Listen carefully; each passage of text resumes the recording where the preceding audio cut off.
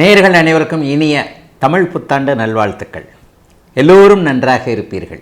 இப்பொழுது 2026 பராபவ தமிழ் புத்தாண்டு என்ன பலன்களை 12 ராசிக்காரர்களுக்கு தரும்? ஐயா, போன வருஷம்தான் நான் நல்லா இல்லை. போன வருஷம் என்னுடைய அத்தனை விஷயங்களிலும் முட்டுக்கட்டைகள்.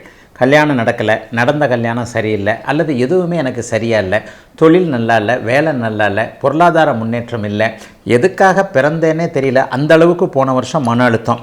இந்த வருஷமாவது எனக்கு நல்ல அமைப்புகள் இருக்குமா அப்படிங்கிற ஒரு ஏக்கத்தோடு இருக்கக்கூடிய அனைவருக்குமே இந்த 2026 பராபவ தமிழ் புத்தாண்டு என்னென்ன பலன்களை எப்படி தரப்போகிறது? நான் அடிக்கடி ஒரு முன்னுரை மாதிரி சொல்லக்கூடிய அமைப்புகளில் இந்த வருட பலன்கள் எப்படி உங்களுக்கு சொல்லப்படுகின்றன. 12 ராசிகள்லையும் கோடிக்கணக்கானவர்கள், உலக மொத்தத்தில் இருக்கக்கூடிய ஒரு 800 கோடி பேரையும் பிரித்தோம்னா 12 பங்காக பிரித்தோம்னா ஒரு ராசிக்கு 60-65 கோடி பேர் கண்டிப்பாக வருவீங்க. அப்போ இந்த தமிழ் புத்தாண்டு பலன்கள் என்று சொல்லப்படக்கூடிய ஆண்டு பலன்கள் எப்படி சொல்லப்படுகிறது அப்படின்னு பார்த்தீங்கன்னா, வருடாந்திர கிரகங்கள்னு சொல்லப்படக்கூடிய சனி, ராகு, கேது, குரு ஆகிய 3 கிரகங்களுடைய இயக்கத்தை தாங்க இதை வச்சு நம்முடைய புத்தாண்டு பலன்களை கண்டிப்பாக சொல்கிறோம்.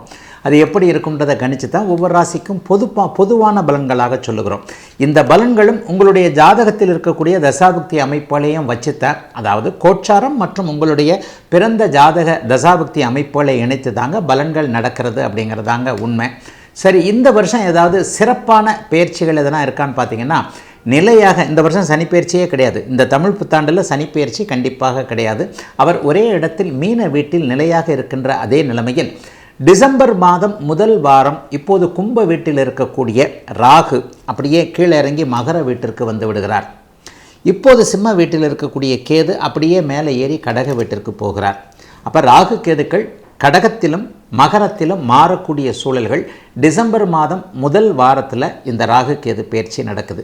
இதனை எடுத்து பார்த்திங்கன்னா ஒரு அற்புதமான ஒரு பயிற்சி நடக்குதுங்க, குரு பயிற்சி.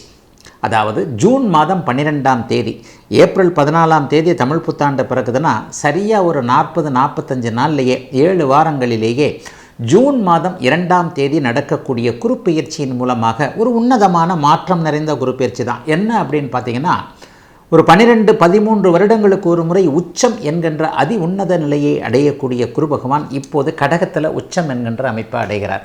இது ஒரு பெரிய மாற்றம்ங்க. 12 வருஷத்திற்கு ஒரு தடவை வந்து குரு பகவான் உச்சத்தை அடையும் போது உலக மக்கள் எல்லாருக்குமே ஓரளவிற்கு நன்மையான பலன்கள். இப்போ கஷ்டப்பட்டுக்கிட்டு இருக்கிறவங்களுக்கு நல்ல விடிவு காலம் வரப்போகிறது அப்படிங்கிறது தான் உண்மை. சனி கெடுப்பார் என்றால் குரு கொடுப்பார் என்பது தான் உண்மை.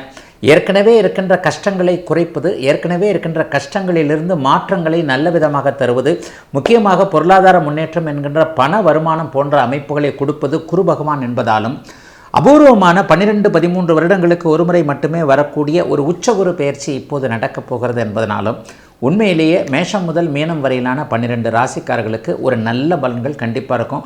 ஜூன் மாதம் 2ஆம் தேதி இந்த குரு பயிற்சி நடக்குது. ஒரு 3-4 மாதங்களுக்கு பிறகு அதிசாரம் என்கின்ற முறையில் போன முறை எப்படி அவர் மாறினாரோ அதை போலவே டக்குன்னு அடுத்த ராசிக்கு மாறினாலும் பின்னாடி அப்படியே வேறு மாதிரி வந்துடுறாரு. இந்த குரு பயிற்சியின் மூலமாக டிசம்பர் மாதத்திலிருந்து கேள யோகம் என்று சொல்லப்படக்கூடிய கோடீஸ்வர யோகம் கடகத்தில் ஏற்படுது.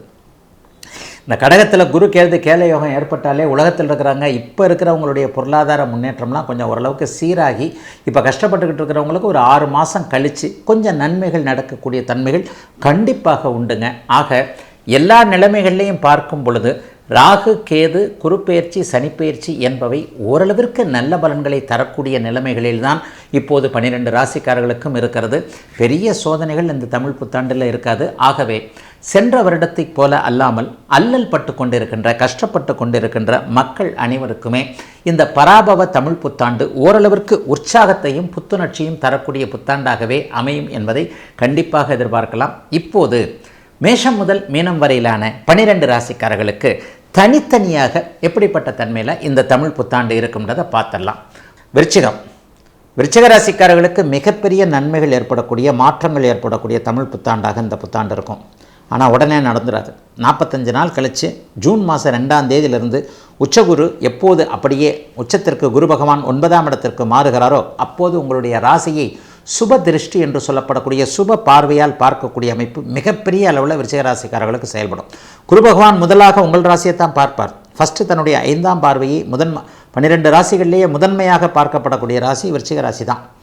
ஒரு வருஷத்துக்கு பெரிய அளவில் நல்லாயிருக்கும். இப்போ ஒரு வருஷமாக நீங்கள் நல்லா இல்லையே, தொட்டது தொடங்கலை, தொழில் நல்லா இல்லை, எதுலேயுமே ஒரு தடை, எதுலேயுமே ஒரு தடங்கள், இந்த மாதிரியான அமைப்புகள் இருக்கு இல்லையா, இதெல்லாம் வெளியே போகக்கூடிய விலகக்கூடிய நல்ல அமைப்புகள் உருவாகக்கூடிய அருமையான தமிழ் புத்தாண்டாக இந்த புத்தாண்டு அனைத்து நிலைமைகளிலும் தற்போது இருக்கக்கூடிய அமைப்பிலிருந்து மாற்றங்களை தரக்கூடிய அமைப்புகள் கண்டிப்பாக உண்டுங்க. எல்லாத்துலேயுமே ஒரு நிதானம், பொறுமை உங்களுக்கு வந்துடும். ஏன்னா ஏற்கனவே கோவக்காரங்க துருன்னு தான் இருப்பீங்க.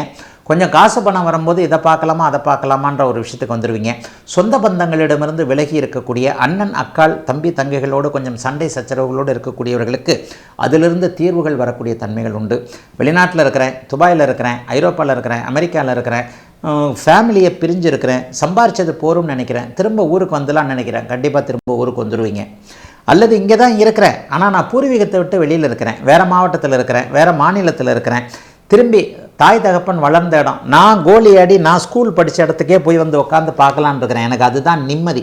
இந்த மாதிரியான எண்ணங்கள் இருக்கக்கூடியவர்களுக்கு அதற்கான வாய்ப்புகள் கிடைக்கக்கூடிய அமைப்புகள் இருக்கும். ஜூன் மாதத்திற்கு பிறகு அந்த எண்ணங்கள் இல்லாதவர்களுக்கும் அப்படியே வந்துடும். பூர்வீகத்திற்கு போகணும் என்கின்ற அமைப்புகள் கண்டிப்பாக வந்துடும். விவசாயம் கை கொடுக்கும், வியாபாரம் கை கொடுக்கும், தொழில் கை கொடுக்கும், புகழ் அடைய போகிறீங்க. நல்ல வாய்ப்புகள் கலைத்துறையில் இருக்கிறவங்க சோஷியல் மீடியாவில், ஃபேஸ்புக்கில், இன்ஸ்டாகிராம்லலாம் அதை போட்டு வீடியோ போட்டு அப்படி சம்பாதிக்கணும் இப்படி சம்பாதிக்கணும், லட்சக்கணக்கில் சம்பாதிக்கிறாங்களாமாப்பா அப்படின்னு நினைக்கக்கூடியவர்கள் எல்லாருக்குமே உங்களாலும் சம்பாதிக்க முடியும் என்கின்ற, புகழடைய முடியும், பேரெடுக்க முடியும் என்கின்ற அளவுக்கு நல்ல அமைப்புகள் இந்த வருடம் முழுவே, குறிப்பாக பிற்பகுதியில் டிசம்பர்லேருந்து அப்படியே கண்டிப்பாக ஆரம்பிச்சிருது. டிசம்பருக்கு பிறகு வரக்கூடிய மாற்றங்கள் வெகு அருமையாக இருக்கும். ஏன்னா 3ஆம் இடத்துல ராகு வந்துடுறார். ஒரு அரிய அறிமுகம், ஒரு பெரிய அறிமுகம் கிடைக்கக்கூடிய தன்மைகளும் இப்போது உண்டு. ஒரு உயர்ந்த அதிகாரி அல்லது உயர்ந்த அந்தஸ்தில், பண அந்தஸ்தில் இருக்கக்கூடியவருடைய அறிமுகம் கிடைக்கும். அல்லது மேலதிகாரியோடு இணக்கமாக இருக்கக்கூடிய சூழல், முதலாளியே நம்மளை பார்த்து பரவாயில்ல இவர் கொஞ்சம் நல்லா வேலை செய்கிறாரு, இவரை மேனேஜராக போடலாம், அப்படி போடலாம் இப்படி போடலான்ட்டு அந்தஸ்து கௌரவம் உயரக்கூடிய அமைப்புகள் அத்தனையுமே டிசம்பர் மாதத்திற்கு பிறகு, முதல் 6-8 மாதங்களுக்கு பிறகு நடக்கக்கூடிய தன்மை என பெரும்பாலும் விருச்சிகராசிக்காரர்களுக்கு நன்மைகள் இருக்கக்கூடிய அமைப்புகள் இப்போது உண்டு.